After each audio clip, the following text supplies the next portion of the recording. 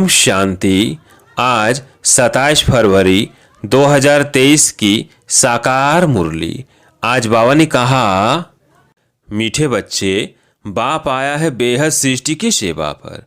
नर को स्वर्ग बनाना, यह सेवा कल्प कल्प बाप ही करते हैं। प्रश्न है, संगम की कौन सी रस्म सारे कल्प से न्यारी है? उत्तर, सारे कल्प में बच्चे बाप को नमस्ते करते हैं, लेकिन संगम पर बाप बच्चों को नमस्ते करते हैं। बाप कहते हैं, मैं तुम शिकिल्धे बच्चों की सेवा पर उपस्थित हुआ हूँ, तो तुम बच्चे बड़े ठहरे ना। बाप कल के बाद बच्चों के पास आते हैं, सारी सृष्टि के किचड़े को साफ कर नर को स्वर्ग बनाने। बाप जैसा निराकारी, निरंकारी और कोई हो नहीं सकता। बाप अपने थके हुए बच्चों के पांव दबाते हैं। ओम शांति। बाप आने से ही पहले पहले बच्चों को नमस्ते करें। बच्चे बाप को नमस्ते करें नहीं, पहले बाप को नमस्ते करना पड़े। संगम युग की रस्म रिवाज ही सबसे न्यारी है। बाप खुद कहते हैं, मैं तुम सब का बाप तुम्हारी सर्विस में आकर उपस्थित हुआ हूँ, तो जरूर बच्चे बड़े ठहरे ना। दुनिया में तो बच्चे बाप को नमस्ते करते हैं, यहाँ बाप नमस्ते करते हैं बच्चों को। गाया भी हुआ है, निराकारी निरंकारी, तो अभी दिखलाना पड़े ना। वह तो सन्यासियों के चरणों में झुकते हैं, चरणों को चूमते हैं, समझते कुछ भी नहीं। बाप आते ही हैं बच्चों से मिलने कल्प के बाद। बहुत शिकिल्धे बच्चे हैं, इसलिए कहते हैं, मीठे बच्चे थके हो। द्रौपदी के भी पांव दबाए हैं ना, तो सर्वेंट हुआ ना। वंदे मातरम किसने उच्चारा है? बाप ने। बच्चे समझते हैं बाप आया हुआ है सारी सृष्टि की बेहद सेवा पर। सृष्टि पर कितना किचड़ा है, यह है ही नर्क, तो बाप को आना पड़ता है नर्क को स्वर्ग बनाने। बहुत उकीर अर्थात प्यार उमंग से आते हैं, जानते हैं मुझे बच्चों की सेवा में आना है, कल्प कल्प सेवा पर उपस्थित होना है। जब वो खुद आते हैं तब बच्चे समझते हैं बाप हमारी सेवा में उपस्थित हुए हैं, यहाँ बैठे सभी की सेवा हो जाती है। ऐसे नहीं सब के पास जाता होगा। सर्वव्यापी का अर्थ भी नहीं जानते। सारी सृष्टि का कल्याणकारी दाता तो एक है ना। उनकी भेंट में मनुष्य कोई सेवा कर न सके, उनकी है बेहद की सेवा। गीत है, जाग सजनिया जाग। ओम शांति। देखो कितना अच्छा गीत है। नवयुग और पुराना युग, युगों पर भी समझाना चाहिए। युग भारतवासियों के लिए है। भारतवासियों से वो सुनते हैं कि सतयुग त्रेता होकर गए हैं, क्योंकि वो तो आते हैं द्वापर में। तो औरों से सुनते हैं प्राचीन खंड भारत था, उसमें देवी देवताएं राज्य करते थे। आदि सनातन देवी देवता धर्म था, अभी नहीं है। गाया जाता है ब्रह्मा द्वारा स्थापना, विष्णु द्वारा पालना कराते हैं, करते नहीं हैं, कराते हैं। तो यह है उनकी महिमा। वास्तव में उनको पहले रचना रचनी है सूक्ष्म वतन की, क्योंकि क्रिएटर है। गीता के लिए तो सब कहते हैं सर्वशास्त्रमयी शिरोमणि श्रीमद् भगवत गीता, परंतु भगवान का नाम नहीं जानते। कौन सा भगवान? व्यास आदि शास्त्र बनाने वालों ने श्री कृष्ण का नाम डाल दिया है। गीता तो देवी देवता धर्म की माई बाप है, बाकी सब बाद में आए, तो यह हुई प्राचीन। अच्छा, भगवान ने गीता कब सुनाई? जरूर सभी धर्म होने चाहिए। सभी धर्मों के लिए वास्तव में एक गीता है मुख्य। सब धर्म वालों को मानना चाहिए, परंतु मानते कहाँ हैं? मुसलमान, क्रिश्चियन आदि बड़े कट्टर है, वो अपने धर्मशास्त्रों को ही मानते हैं। जब मालूम पड़ता है कि गीता प्राचीन है तब मंगाते हैं, परंतु यह तो जानते नहीं कि भगवान ने गीता कब सुनाई। चिन्मयानंद कहते हैं 35 वर्ष बिफोर क्राइस्ट गीता के भगवान ने गीता सुनाई। अब 35 वर्ष पहले तो यह धर्म थे ही नहीं, फिर सभी धर्मों का वह शास्त्र कैसे हो सकता? इस समय तो सभी धर्म हैं। सभी धर्मों की गीता द्वारा सदगति करने बाप आया हुआ है। गीता बाप की उच्चारी हुई है, उसमें बाप के बदले बच्चे का नाम डाल मुश्किल कर दी है। इससे सिद्ध नहीं होता कि शिवरात्रि कब मनाएं।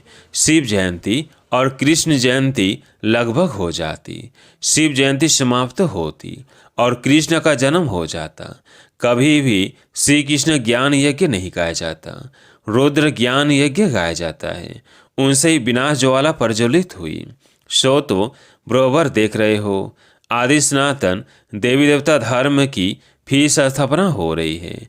फिर और धर्म रहेंगे नहीं। कृष्ण भी तब आए जबकि सभी धर्म न हो। यह भी समझ की बात है ना। सतयुग में सूर्यवंशी देवी देवताओं का राज्य था, तो जरूर थोड़े मनुष्य होंगे। बाकी सब आत्माएं मुक्ति धाम में रहती है। भगवान से तो सबको मिलना होता है ना। बाप को सलाम तो करेंगे ना। बाप भी फिर से आकर सलाम करते हैं बच्चों को, बच्चे फिर बाप को करते हैं। इस समय बाप चैतन्य में आया हुआ है, फिर वहाँ सभी आत्माएं बाप से मिलेगी जरूर। सबको भगवान से मिलना जरूर है। कहाँ मिले? यहाँ तो मिल ना सके, क्योंकि कोटों में कोई में भी कोई ही आएंगे, तो सब भक्त कब और कहाँ मिलेंगे? जहाँ से भगवान से बिछुड़े हैं वहीं जाकर मिलेंगे। भगवान का निवास स्थान है ही परम धाम। बाप कहते हैं, मैं सभी बच्चों को परम धाम ले जाता हूँ दुख से लिबरेट करने। यह काम उनका ही है। अभी तो देखो अनेक भाषाएं हैं। अगर संस्कृत भाषा शुरू करे तो इतने ये सब कैसे समझे? आजकल गीता संस्कृत में कंठ करा देते हैं। बहुत अच्छी गीता गाते हैं संस्कृत में।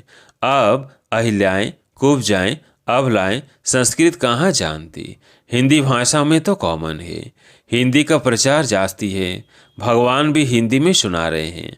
वह तो गीता के अध्याय बतलाते हैं। इनके अध्याय कैसे बना सकेंगे? यह तो शुरू से लेकर मुरली चलती रहती है। बाप को आना ही है पति सृष्टि को पावन बनाने। हेवनली गॉड फादर तो जरूर स्वर्ग ही क्रिएट करेगा, नर्क थोड़ी रचेगा। नर की स्थापना रावण करते हैं, स्वर्ग की स्थापना बाप करते। उनका राइट नाम शिव ही है। शिव अर्थात बिंदी, आत्मा ही बिंदी है ना। स्टार क्या है? कितना छोटा है। ऐसे थोड़ी आत्माएं ऊपर जाएंगी तो बड़ी हो जाएंगी। यह तो भ्रिकुटी के बीच में निशानी दिखाते हैं। कहते भी हैं भ्रिकुटी के बीच में चमकता है अजब सितारा। तो जरूर भ्रिकुटी में इतनी छोटी आत्मा ही रह सकेगी। तो जैसे आत्मा है वैसे परमात्मा। परंतु वंडर यह है जो हर एक इतनी छोटी आत्मा में सभी जन्मों का पाठ भरा हुआ है, जो कभी घिसता नहीं है, फॉर एवर चलता रहेगा। कितनी गूढ़ बातें हैं। आगे कब यह बातें सुनाई थी क्या? आगे तो कहते थे लिंग रूप है, अंगुष्ठाकार है। पहले ही अगर ये बातें सुनाते तो तुम समझ नहीं सकते। अभी बुद्धि में बैठता है। स्टार तो सब कहेंगे। साक्षात्कार भी स्टार का होता है। तुमको साक्षात्कार किस चीज़ का चाहिए? नई दुनिया का। नई दुनिया स्वर्ग रचते हैं बाप, वही सबको भेज देंगे। खुद एक ही बार आते हैं। अब मनुष्य मांगते हैं शांति, क्योंकि सभी शांति में ही जाने वाले हैं। कहते हैं सुख काकविष्ठा समान है। गीता में तो है राजयोग, जिससे राजाओं का राजा बनते हैं। जो कहते हैं सुख काकविष्ठा समान है, तो उनको राजा ही कैसे मिले? यह तो प्रवृत्ति मार्ग की बात है। सन्यासी तो गीता को भी उठा न सके। बाप कहते हैं सन्यास दो प्रकार के हैं। यूँ तो सन्यासियों में भी बहुत प्रकार के हैं, यहाँ तो एक ही प्रकार का सन्यास है। तुम बच्चे पुरानी दुनिया का सन्यास करते हो। गृहस्थ व्यवहार में रहते कमल फूल समान रहना है। कैसे रहते हैं सो इन्हों से पूछो। बहुत है जो ऐसे रहते हैं। सन्यासियों का यह काम नहीं है, नहीं तो खुद क्यों घर बार छोड़ते। Charity begins at home. पहले पहले तो स्त्री को सिखलाए। शिव बाबा भी कहते हैं पहले पहले मैं अपनी स्त्री यानी साकार ब्रह्मा को समझाता हूँ ना। Charity begins at home. Shiv Baba का यह चैतन्य होम है। पहले पहले ये स्त्री सीखती, फिर उनसे अडॉप्टेड चिल्ड्रन नंबर वार सीख रहे हैं। यह बड़ी गूढ़ बातें हैं। सभी शास्त्रों में मुख्य शास्त्र है गीता, परंतु गीता शास्त्र से कोई प्रेरणा नहीं करते हैं। वो तो यहाँ आते हैं, यादगार भी है। शिव के अनेक मंदिर है। खुद कहते हैं मैं साधारण ब्रह्मातल में आता हूँ। ये अपने जन्मों को नहीं जानते। एक ही बात तो है नहीं, सही ब्रह्मामुख वंशावली बैठे हैं। सिर्फ इस एक को ही बाप समझाए, परंतु नहीं। ब्रह्मामुख द्वारा तुम ब्राह्मण रचे गए, सो तो ब्राह्मणों को ही समझाते हैं। यज्ञ हमेशा ब्राह्मणों द्वारा ही चलता है। उन गीता सुनाने वालों के पास ब्राह्मण है नहीं, इसलिए वो यज्ञ भी नहीं ठहरा। यह तो बड़ा भारी यज्ञ है। बेहद का बाप का बेहद का यज्ञ है। कब से डेगियां चढ़ती आई है, अभी तक भंडारा चलता ही रहता है। समाप्त कब होगा? जब सारी राजधानी स्थापन हो जाएगी। बाप कहते हैं तुमको वापस ले जाएंगे, फिर नंबरवार पाठ बजाने भेज देंगे। ऐसे और तो कोई कह न सके कि हम तुम्हारा पंडा हूँ, तुमको ले जाऊंगा। जो भी पतित मनुष्य है शव को पावन बनाकर ले जाते हैं। फिर अपने अपने धर्म स्थापन करने समय पावन आत्माएं आना शुरू करती है। अनेक धर्म अभी है, बाकी एक धर्म नहीं है। फिर आधा कल्प कोई शास्त्र नहीं रहता। तो गीता सब धर्मों की, सब शास्त्रों की शिरोमणि है, क्योंकि इससे ही शव की गति सदगति होती है। तो समझाना चाहिए सदगति है भारतवासियों की, बाकी गति तो सबकी होती है। भारतवासियों में भी ज्ञान वो लेते हैं जो पहले पहले परमात्मा से अलग हुए हैं। वही पहले ज्ञान लेंगे, वही फिर पहले पहले जाना शुरू करेंगे। नंबरवार फिर सबको आना है। शतो रजो तमो से तो सबको पार करना है। अभी कल्प की आयु पूरी हुई है, सभी आत्माएं हाजिर हैं। बाप भी आ गया है। हर एक को अपना पाठ बजाना है। नाटक में सभी एक्टर्स इकट्ठे तो नहीं आते, अपने अपने टाइम पर आते हैं। बाप ने समझाया है नंबरवार कैसे आते हैं। वर्णों का राज भी समझाया है।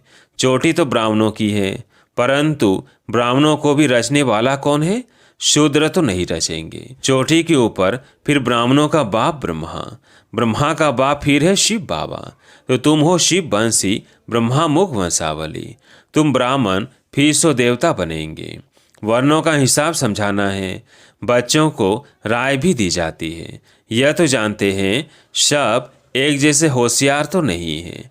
कोई नए के आगे विद्वान पंडित आदि डिबेट करेंगे तो समझा नहीं सकेंगे। तो कह देना चाहिए कि मैं नहीं हूँ, आप फलाने टाइम पर आना, फिर हमारे से बड़े आपको आकर समझाएंगे। मेरे से तीखे और हैं। क्लास में नंबरवार होते हैं ना। दे अभिमान में नहीं आना चाहिए, नहीं तो आबरू यानी इज्जत चली जाती है। कहते हैं बीके तो पूरा समझा नहीं सकते, इसलिए दे अभिमान छोड़ रेफर करना चाहिए और तरफ। बाबा कहते हैं ना हम ऊपर से पूछेंगे। पंडित लोग तो बड़ा माथा खराब करेंगे, तो उनको कहना चाहिए मैं सीख रही हूँ, माफ़ करिए। आप कल आना तो हमारे बड़े भाई बहनें आपको समझाएंगे। महारथी घोड़ेसवार प्यादे तो है ना, किनों की शेर पर सवारी भी है। शेर सबसे तीखा होता है, जंगल में अकेला रहता है। हाथी हमेशा झुंड में रहता है, अकेला होगा तो कोई मार भी दे। शेर तीखा होता है। शक्तियों की भी शेर पर सवारी है। तुम्हारी मिशन भी बाहर निकलती है, परंतु बाबा देखते हैं पान का बीड़ा उठाने वाला कौन है। प्राचीन देवता धर्म किसने स्थापन किया, वह सिद्ध कर बताना है। बौद्ध तो गॉड गॉडेज भी कहते हैं। वह समझते हैं गॉड गॉडेज अलग है, ईश्वर अलग है। लक्ष्मी नारायण को भगवान भगवती कहते हैं, परंतु लौ के विरुद्ध है। वह तो है देवी देवताएं। अगर लक्ष्मी नारायण को भगवान भगवती कहते तो ब्रह्मा विष्णु शंकर को पहले भगवान कहना पड़े। समझ भी चाहिए। अच्छा, मीठे मीठे सिकिलधे बच्चों प्रति माता पिता बाप दादा का याद प्यार और गुड मॉर्निंग। रूहानी बाप की रूहानी बच्चों को नमस्ते। हम रूहानी बच्चों की रूहानी बाप दादा को याद प्यार गुड मॉर्निंग नमस्ते नमस्ते। धारणा के लिए मुख्य सार। पहला पॉइंट, दे अभिमान छोड़ अपने से बड़ों को आगे करना है। बाप समान निरंकारी बनना है। दूसरा point, charity begins at home.